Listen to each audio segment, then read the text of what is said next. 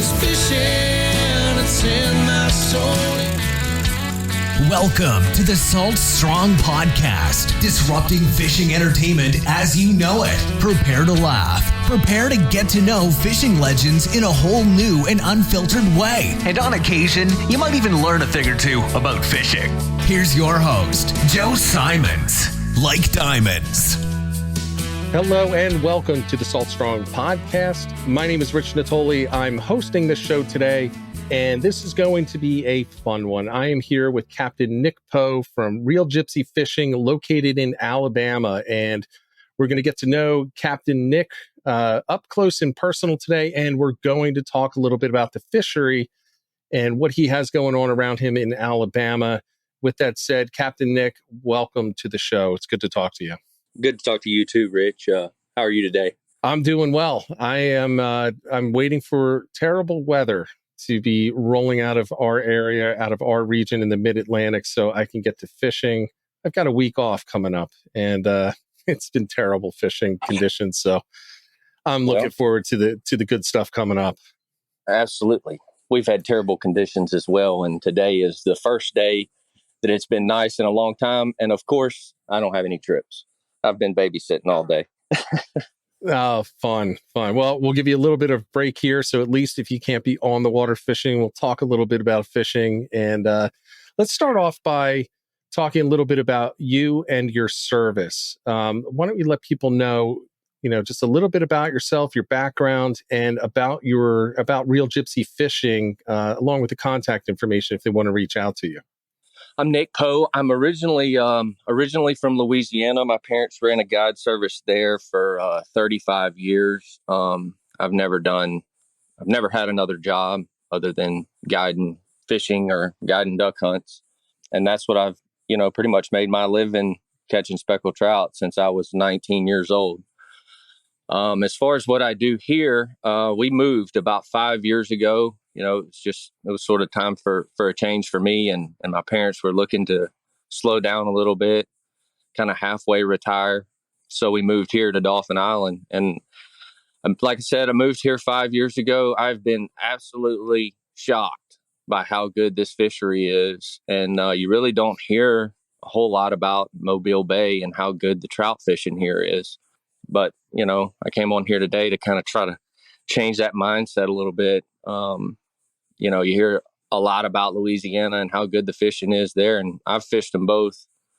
And I would venture to say that this may be one of the best speckled trout fisheries on the Gulf Coast. Yeah, so I've heard that it's been kept a little quiet though, right? So I've heard from some people, including one of the Salt Strong coaches. Louisiana is great, but Alabama, and that's kind of where they leave it. But Alabama. It really is, man. I've like I said, I've been shocked. The size of the fish, the quantity of the fish, it's got it all. We'll have our days in the summertime or in the early in the spring. They're like Louisiana, where you just go out and catch a ton of fish, and then once they cycle out of the small fish, and the larger fish start showing up, to go catch 35 or 40 fish over 3 pounds is not out of the question. Oh man, that's a great day. Now I'm sorry, I did cut you off, so I'm sorry. Why don't you go back and let us know a little bit about the service, the fishery? I followed you a bit, and it looks like you guys get on some beautiful fish. Why don't you talk a little bit about the service, the types of trips you run, and how people can find you on the internet if they're looking for a guide out of your area? Yeah, we basically we run 2 boats. I run a 25-foot blackjack. My dad runs a 25-foot Hell's Bay, and we accommodate up to 4 per boat. We really like to keep that to 3 per boat just because of the way we fish. We don't fish a lot of live bait. A lot of people around here do.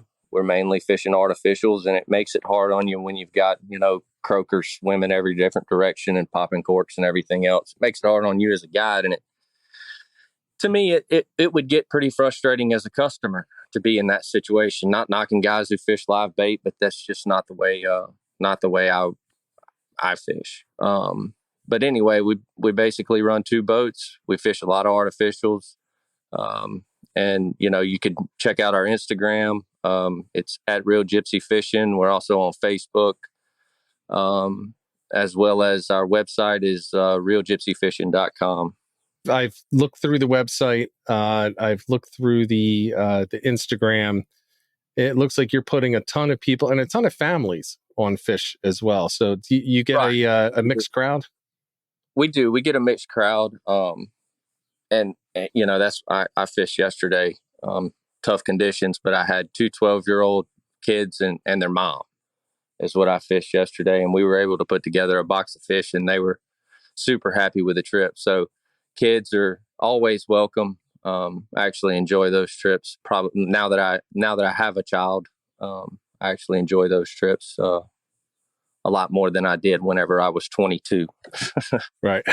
Well, you get a different appreciation for the kids and helping them along once you have your own. When it's somebody else's, you don't really have that understanding until you have your first. That was Right. my experience.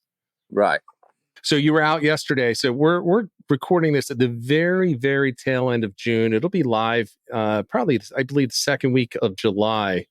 Why don't we talk a little bit about the area that you fish typically and what you're going to be looking for when you're hitting the water with clients, or even if you're just hitting the water on your own, you just want a day just to yourself. What are you looking for as far as the fishery over the next month? Let's just say July and August. What are you targeting, and what are your tactics? I like to fish. I like to fish shallow water a lot. So as it gets warm in the summertime, a lot of folks will say that those fish will go deeper, and they do go deeper. But the places that I look for, if I'm trying to eat, especially if I'm trying to catch a good sized trout, if I'm just after fish, I'll fish 6 or 7 feet of water. But if I'm looking for a big fish, the main thing I try to target is an area that has an abundance of bait, that is also adjacent to deep water. Somewhere once the sun gets up and the sun gets high, the water starts warming up, those fish can slip off into that deeper water. And a lot of times that'll dictate how I fish that morning. I may start super shallow, say knee deep water. And then as the day progresses, I'll slip out and get on the edge where it drops to 5 or 6 or 7 feet of water, depending on how deep, that edge goes. 2 days ago, like you said, this is the first part of July, so it'll be 2 weeks from now. But I started in probably 5 feet of water, and as I caught a few fish at daylight and they quit, I left it and then came back to it around 11 o'clock in the morning. I found those same fish in the adjacent deep water in 22 feet of water, just off the edge of where they were that morning. So that's Right. basically the program at this time of year in the summertime. Now you're talking the shallow water. Are you fishing the shallow, like a shallow grass flat in the midday as well, as long as it's adjacent to that deeper water? Usually, no. I will fish the edge Okay. of that shallow grass. If it's shallow grass and it falls to, we've got some. We have some grass here, but we have more oysters and we have some artificial reefs. And I fish a lot of current, like structure and current is a lot of the stuff that I fish. But if I'm fishing, we'll just call oysters and grass the same thing. They're not, but it's structure. It's what the fish are oriented to. So if I'm fishing oysters in 2 feet of water, and first thing in the morning, I'll fish the outside edge, the closest edge of those oysters to that adjacent deep water as I can get as the day gives along. That's interesting. Full disclosure, I have never fished your area. I would love to, but I've never made it down there. I'm a mid-Atlantic guy, so I'm fishing typically between Virginia and southern New York, right? All along the coast. And what's that? You have some giant speckled trout.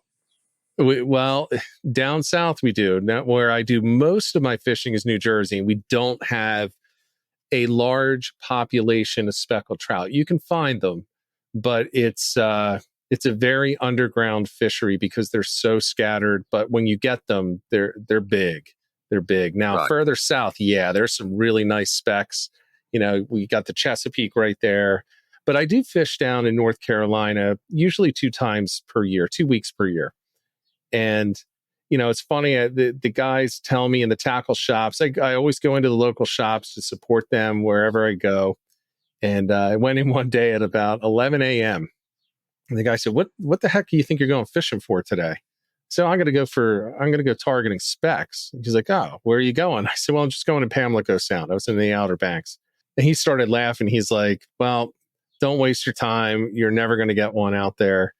And I'm not kidding you, Nick. I went out there and I slayed them. And it's really nice to hear that you're fishing those edges, because it kind of validated what I did. The water was 88 degrees. And and I'm on this grass flat, and I was looking for trenches, and I found a channel next to it that dropped down to 14. And boy, if I didn't catch, a dozen over 20, right on the drop. And it wasn't down in the 14 feet, but it was probably about 4.5 feet of water where they were sitting. So right off the ledge, right down and it was a ledge, by the way. It wasn't this gradual drop. It was a ledge. And they were sitting on there, probably dropped 14 feet within 10 feet.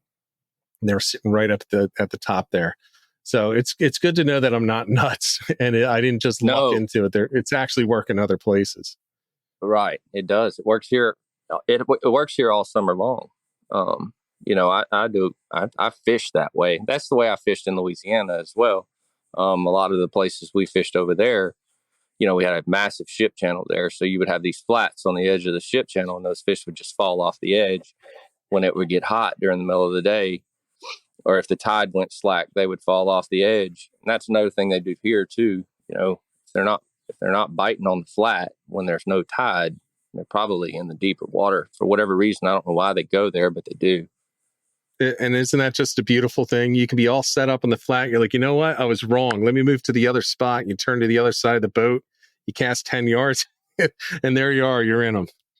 Now, you mentioned that you're not using a lot of natural baits. So you're using artificials. And let's focus right now on the speckled trout, because I think that's probably going to be the species that most people are going to be focusing on. I guess redfish as well, but speckled trout right now in July and August, what are the artificials that you're going to have tied on when you first pull up to your first spot in the morning? I'm a jig guy. I throw a lot of mirror lure products, probably mostly mirror lure products. I will, fish a super spook and stuff like that on some hard baits. But I throw a mirror lure Little John probably 99% of the time. It gets a lot of bites and I can fish it. It's super versatile because I can fish it really shallow. And I can also fish it really deep. All I got to do is bump up my lead head size depending on the current. Most of the time I fish an 1/8 ounce lead head. And if the current's a little too strong, I'll bump it to a quarter. If it's too strong for a quarter, I'll go to a 3/8. But 95% of the time, if you're patient enough, you can get a bait to the bottom in a not an east current, not an East Coast current, not like those currents y'all have over there. Right. In our current, an 1/8 ounce lead head, I can get it to the bottom in 15 to 18 feet of water if you're patient, but you've got to be patient. And I really believe that, that could be some, I'm from the west side of Louisiana, so that could be some Texas coming out in me, but I believe that, the less hardware you've got down there, and the lighter your jig head is, the better presentation that you're going to have on that bait. And that slower rate of fall, I believe, a lot of times will entice more strikes than a heavier jig head will with that fast fall rate. I couldn't agree more. It's one thing that I really, really wish that I had the option to do in the Mid-Atlantic. And as you mentioned, our currents, they rip. So, you talk about an 1/8 ounce. I do have some 1/8 ounce. I have, some smaller jigs, but they're in the box that I bring down to North Carolina because I can't use them. It's really the weight of the plastic then is the entire weight. So I do definitely miss the fact that when I'm jigging, and I'm throwing out a jig and I'm bringing it back in on the retrieve, oh man, I think for the most part, a 3/8 is the absolute lightest that I can go. And that's in shallow water, which to me is about 5 feet. And then once you get to 10 feet, I'm up to a half an ounce. And it's almost standard. Man. I'd use a half an ounce for a swordfish weight, man. Yeah. It's so funny how it's different. But the one thing that I do like is that, you're talking about those Lil Johns, and those, correct me if I'm wrong, they're all twitch baits, right? The Lil John. Right. It's a twitch bait. But it's shaped like a bullet, man. That's why I like it so much. It casts so good. I can cover a lot of ground with that bait. But the rate of fall, if you had a paddle tail bait, some of the situations where I'm getting to the bottom with a Little John, you couldn't get it there with a paddle tail bait, just because it's so streamlined and it falls so much faster than everything else does. And then you can pair that with fluorocarbon plus, the Little John with the 1/8 ounce head. And I'm getting down even further than you could with braid. I'm talking straight fluorocarbon, like 10-pound. The whole reel spooled with 10-pound fluorocarbon to a 15-pound leader. And then, you're going straight to the bottom with that. Maybe I should try that. You probably should. You can try you some fluorocarbon. That's something that I was just introduced to about 6 or 7 years ago when I was fishing in Louisiana. My dad was like, "Hey, you got to try this stuff. It's incredible. You can get down when you can't get anything else down because it sinks. Your line's sinking as well as your bait and your lead head." Yeah, well, and a lot of these soft plastics, they have like a neutral buoyancy to them, which is great sometimes. But when you want to get to the bottom, which quite often, look, I'm going to be honest, we don't have the species that you have down there. I'm never looking for a triple tail. I've never seen one in person, to be honest with you. We don't have redfish up here in any numbers. We don't have specks. Now we have weak fish, so gray trout are up here, but for the most part, my entire summer is summer flounder. And that means I have to be on that bottom. And that neutral buoyancy soft plastic with the paddle tail can be difficult at times, which is why I tend to use the twitch baits and the jerk baits and things like that, because that tail can just really mess it up when I'm trying to get that fall in a 2 mile, 3 mile per hour current. It really can. I've seen it make a drastic difference too, though. Fishing shallow, switching from a Little John to like they make a marsh minnow, and I don't throw them that much, but I'll get in a situation every once in a while where I'm like, "Hey, I need to try this thing just to make sure." And sometimes it's like, bam, you start getting bites because the rate of fall is just a little bit slower than it is with the Little John. Well, if you're fishing the whole column, there's a lot to be said for that. Right. If you want to experiment with the entire column, the one thing that you do get with the twitch baits, though, is you have to add your own action to them. And I think a lot of people miss that when they start using, there are a lot of people that just do their straight retrieves with the paddle tails, and that can work really well. And then they have other cadences, they'll do a twitch pause, but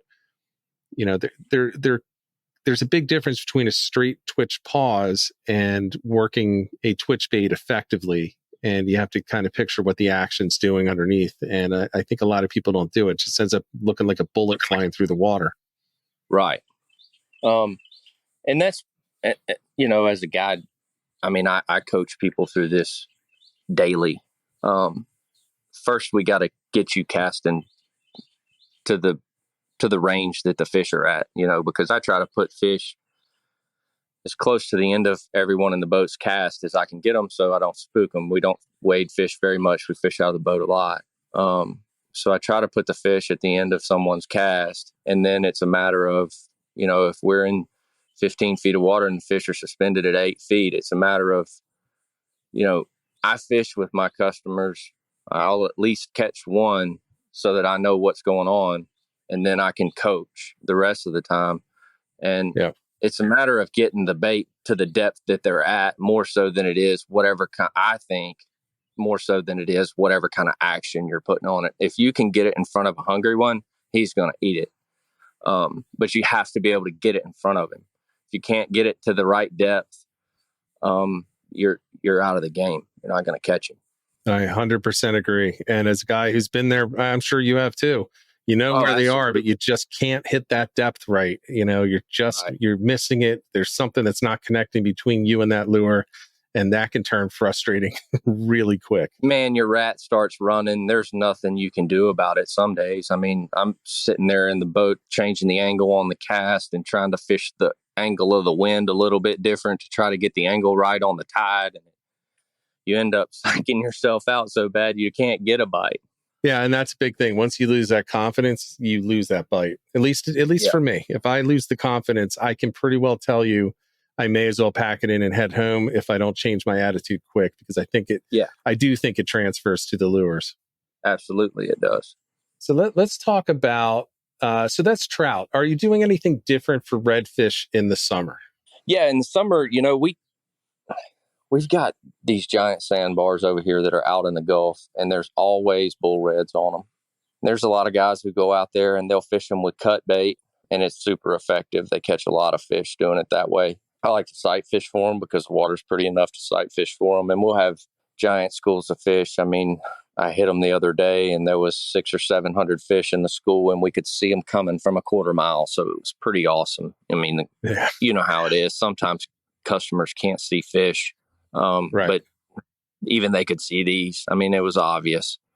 And anyway, they swam right off the bow of the boat. And that's the way I like to do it. I like to go out there, and it's almost like, if you went on a tarpon trip with a fly rod, you're going to go sit on this sandbar on this point, and we're going to wait on these. So it's like deer hunting. We're going to wait on them to swim by, and then we're going to get our shot. I really like fishing them that way. I mean, could be because I really like bow hunting too, but I really like to fish them that way, where we're sitting here and we know they're going to swim by, and I know they're going to swim by at this point on the tide, and then they do it, and it's like I'm a hero, and everybody in the boat caught a fish, and it is a great victory. It's very satisfying to me to be able to fish them that way instead of sitting on the other edge of the channel and throwing cut bait and hoping. Yeah, absolutely. It's funny you mentioned the hunting connection with fishing, and it was a few episodes ago on the podcast we were talking to a captain, and we all said, look, it's like hunting, and that's what appeals to me. There are certain things that I like hunting. What I don't like doing is going somewhere and just hoping. And I which is one reason why I prefer targeting in our area striped bass that are resident bass. They're not as big, but it goes to my hunting ability. Am I going to be able to locate them? Am I going to be able to fool them into eating a piece of plastic that they think is real? And then can I boat it? Whereas a migration striped bass, you just go out on the water and you look for 3 miles of bunker, busting the surface, and you can see it from 3, 4 miles away. You can see where they are. To me, right. that's not as much fun. But I love the idea of, if you can find that point and you understand their movements, and you figure out their patterns, and you can find that spot where they're going to pass at a certain tide, that right there, that is hunting at its best when you're talking about fishing. And I've looked at your Instagram page. You got some nice bull reds in there. You're picking up some beautiful, beautiful ones. Now, are you using the same baits? Are you still using the Lil Johns when you're looking for the reds when they're coming through? Yeah, I do. Okay. I fished. It's funny you asked that. I fished a redfish tournament. I used to fish redfish tournaments a lot, but I fished one down in South Texas one time, and the fish were super hard-headed. And this is like right when the mirror lure came out with the Little John, and everybody looked at it and thought it was goofy, and nobody was really fishing it. And I had it in the leaning post on the boat. We threw that thing that entire tournament, and we caught a ton of fish, like way more fish than anybody else caught. We didn't win the tournament. We weren't even close to winning the tournament, but we were catching them. And I was like, there's something about this thing. Like, I don't know that I'll ever take it off again.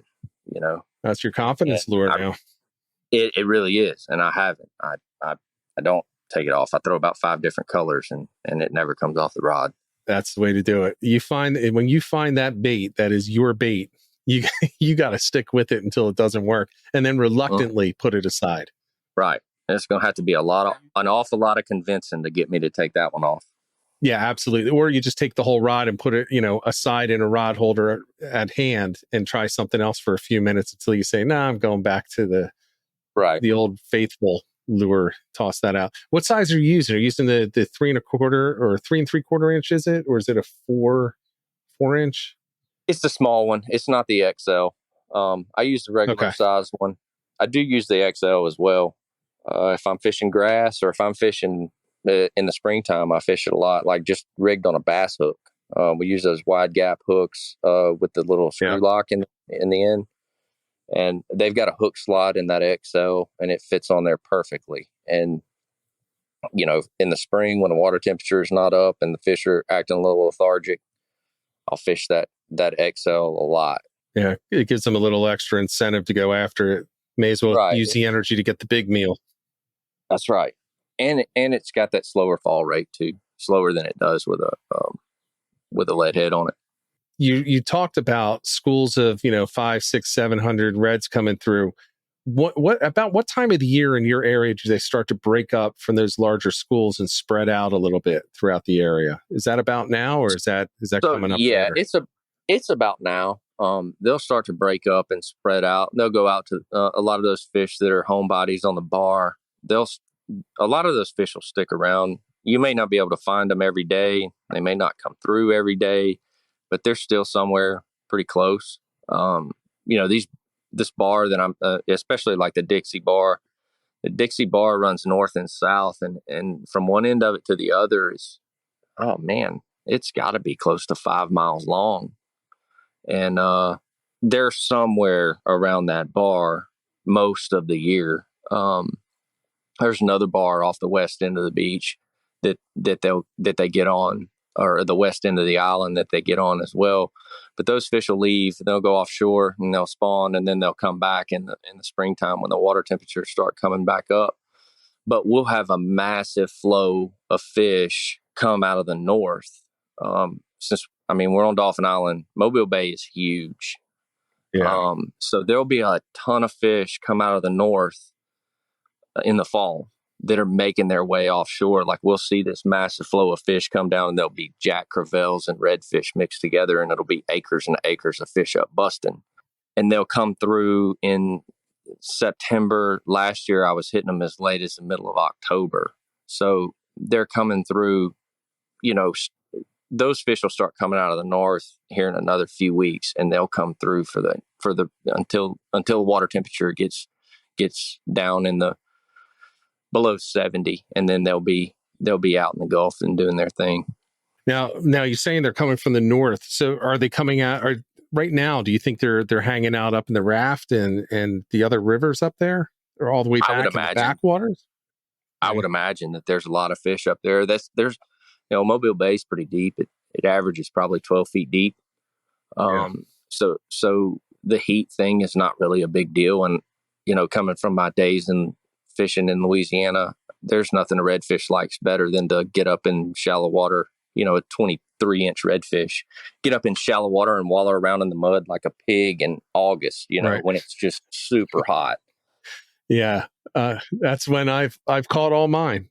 I've caught all mine when they were just up there. I mean, I could see them. Yeah, right. I can imagine that they're up there right now. All right, that's great. So they're going to be moving down. They move on out. They go past Dolphin Island. They hit those bars, and then they're going to head off later in the year, over the winter, really, for the spawn offshore before they return in the spring. So, Sounds like you guys have some really good fishing coming up with these trout and these reds over the next several months at this point. Yeah, we're really and truly. The calendar says what it says, but I still feel like we had a really nice weather pattern for the month of May, and we caught a ton of fish, and it was great. This month has been tough because we've gotten like weird May weather this month. Big southwest winds. It's just been really hard the whole month. But, I expect that that's going to even out. I hope it does. I'm tired of fighting with it. So I think it'll even out. And July and August and September should be really good.